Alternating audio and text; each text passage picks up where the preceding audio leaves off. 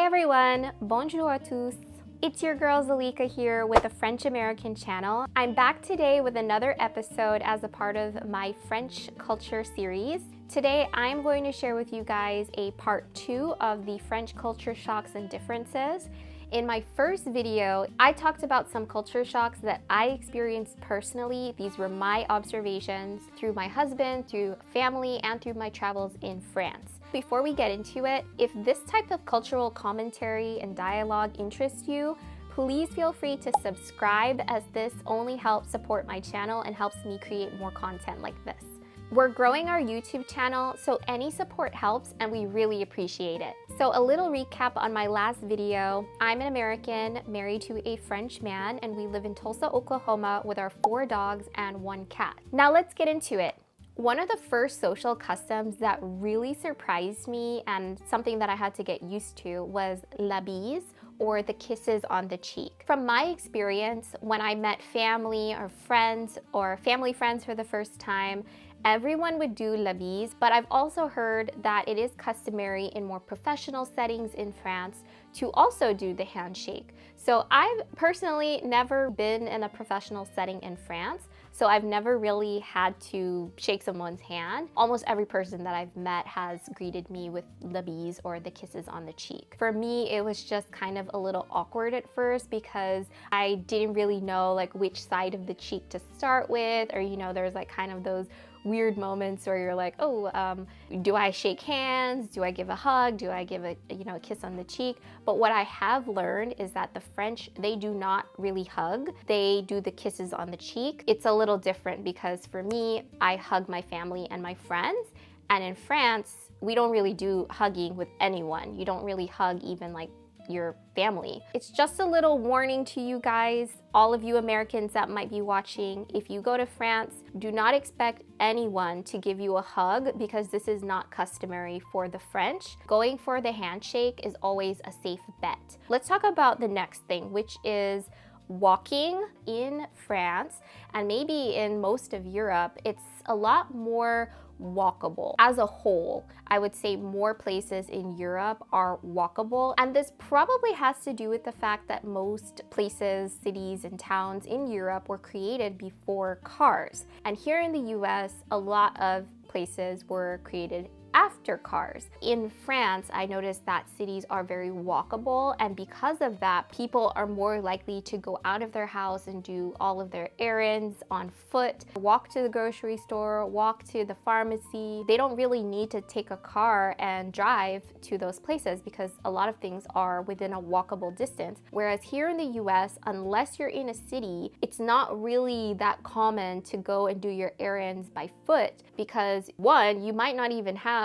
proper sidewalks, or if you do walk, you may end up walking like through a kind of a bad neighborhood, and also you may end up walking for a very long time because the distances here are much greater. That's one of the reasons why I'd say that here in the US it's not as common to walk around everywhere unless you are in a big city. And because of urban sprawl, people leaving cities, expanding out to like rural or even the countryside, cars are just more common here. Let's talk about the second part of this, which is the appearance and fashion of people. I noticed that in Europe, people take their style a lot more seriously, especially when they're going out for errands. And I think one of the reasons is because of the walking. A lot more people walk, and they're having a lot more visibility with their peers, with people outside. So they're more likely to kind of put on a show and dress up really nice when they leave their house. Here in the US, if you get in your car and you drive for your errands and you go to the drive-thru, you go to the bank, you can go to the bank with the drive-thru, you can go get food at the drive-thru. I mean, there's so many things now that have the drive-thru, so you don't even have to get out of your car. And if you don't have to get out of your car, you don't really need to care about who sees you. And so I think this is one of the reasons why a lot of Americans, when they leave their house, they don't really feel that compelled to dress up and kind of like put on a show. However, something I have noticed is that when Americans do go out, especially for like dinners or when they go out for events, they're more likely to go really like all out. Hair done, nails done, everything did. Whereas in France, people are more likely to keep things a lot more casual. The next thing I noticed is the grocery shopping culture and how people go grocery shopping. In France, I noticed there are a lot of little shops and they're all specialized. So there's one shop for cheese, there's one shop for meat, a boulangerie, you have a fromagerie, you have all these little shops. You even have shops just for produce. So a lot of French people go out to grocery stores and they'll just pick up like a few specialty items from one place and then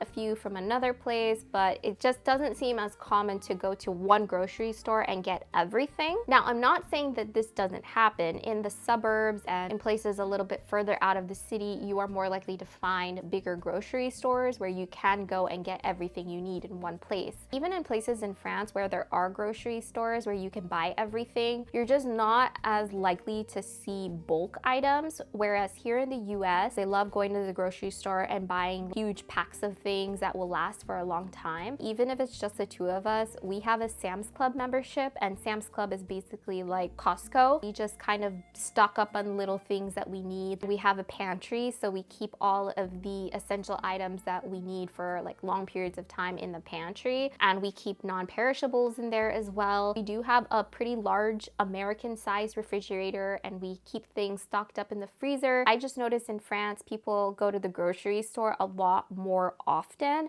and they pick up a few things at a time, and they don't really bulk up on items. And also, of course, the refrigerators are usually smaller in France, so it makes sense to not bulk up on items and get like a ton of items that will go bad. Next up on my list is tipping culture. Now, this one is a big one because every single person that I've met in France has a problem with the US tipping culture. And I need to talk about this and I need to clear it up with you guys because I know that this can be a source of contention. In the US, our culture for tipping is that in restaurants or for service industries, typically you are going to tip between 15% and 20%. Anything over 20% is considered very generous. Tipping between 15 to 20% is seen more as required here. Waiters are typically paid about $2.13 in the restaurant, so a big majority of their salary comes from the tips.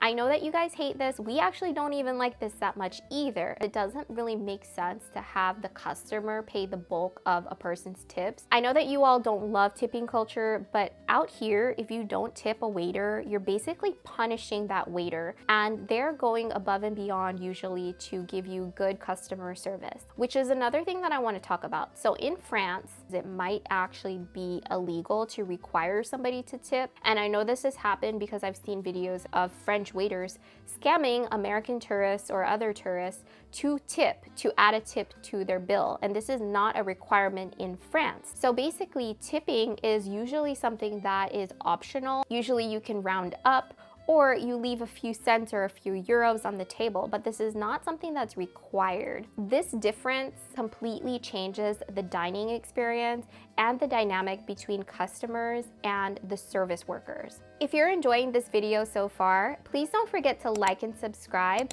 so you never miss a video in this series. Next up is customer service. Here in the US, we have this saying, customer is king.